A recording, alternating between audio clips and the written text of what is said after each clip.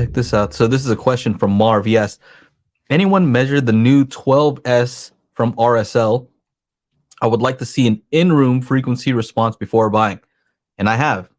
So I have these in, and these are in-room measurements. So let me just share here with you, kind of have it queued up.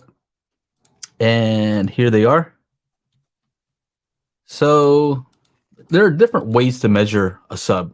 And it's kind of tough because in a room, you start getting room interaction. So you have to measure kind of close to the driver, right? So the closer you get to the driver, the less room interaction you get before, so you get more signal, right? So this is the driver by itself. And then here's the port, right? So you can kind of see where the port is. And if you take a look, like this right here is 10 hertz, right? This is 10 hertz. This is 20 hertz. So if you want to get an idea what's what.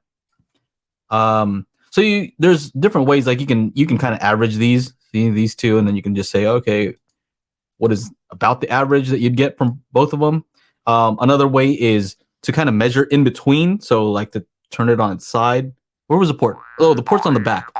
So to measure somewhere in between the port and the driver, right? That's another way to do it. And so just to kind of check to see what's going on. So you can see that the doing it that way in orange is similar, not exactly the same, but you kind of get an idea. That it's doing 20 hertz, no problem. It actually has the port starts taking over around that, so you definitely get some bass there. Now the question is, how loud can you do this at? And I don't do CEA 2010 measurements. So CEA 2010 is where you play different test tones at different frequencies, and there's a limit for distortion. So if it goes above a certain limit, it's like a fail, right? So it lets you know how loud it can go without sounding like garbage, right? And so I don't do those because you have to do those outside, and there's no place that I can do that sort of thing. There's no open field over here. Right? Yeah, dude, you need to like be in Texas or something like that. Yeah, somewhere where you're like open field is your backyard.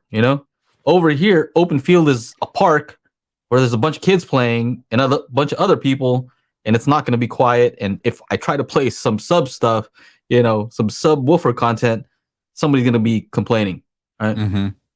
So anyway, I don't do those. It would be useful. You know what? You should just play. You should play that song. Do you like bass? And then they would just be like, "Hey, this is cool." Yeah. But other than that, be like, "What's going on?" Yeah, exactly. But I think you kind of get an idea just from having lots of different subs what something can do, and this thing is like just based on how much it's shaking stuff, right? And it's just like shaking everything. You're like, oh, okay, this is playing loud. Does it sound like it sounds bad? Is it making bad noises when I'm up close? No? Okay, that's good. Mm-hmm. So you can kind of get a general idea. And the thing is, this thing is big. This thing's huge. Yeah, he was asking is it better than the or louder than the PB1000 Pro? Yeah, because it is much bigger. Significantly bigger. What was funny is that he says in this comment, Marv says, anybody measured. Did you actually take out the measuring tape? Because it is big, right? You gotta figure out. No, man. He obviously meant like your measurements that you took. Yeah, but, you better make sure you measure your space because. But it's interesting though. It's interesting because you start to realize that the enclosure size makes a huge difference, right? A lot of these companies are really just trying to make the sub smaller and smaller, and so therefore they have to rely on throwing a bunch of power at it and a bunch of DSP, right? DSP, power, and then of course a driver that's not going to catch on fire when you're feeding it that much power, right? And with this, they did all of that, right?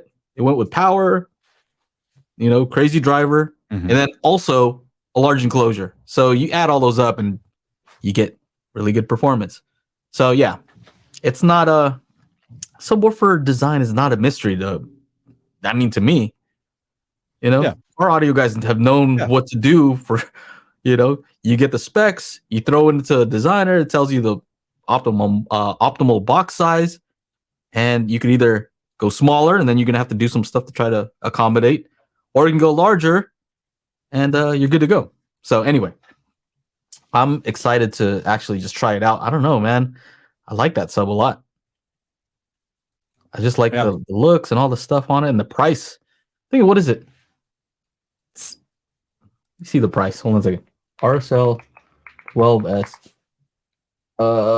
Coming soon. What are they?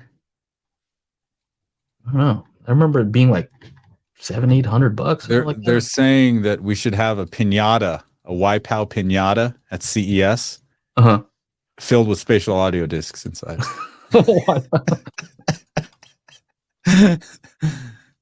Oh man. What else? I'm missing some of the chat here. Looks like more like PVTL and below 17 hertz.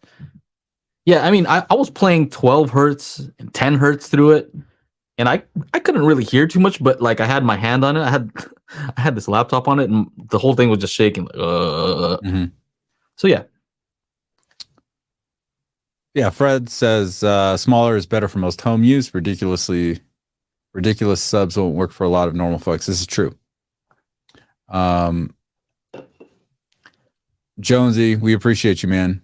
Says I love listening to Chana and Joe. It's truly like hanging out with friends, and the chat is always fun. Yeah, the chat is definitely fun.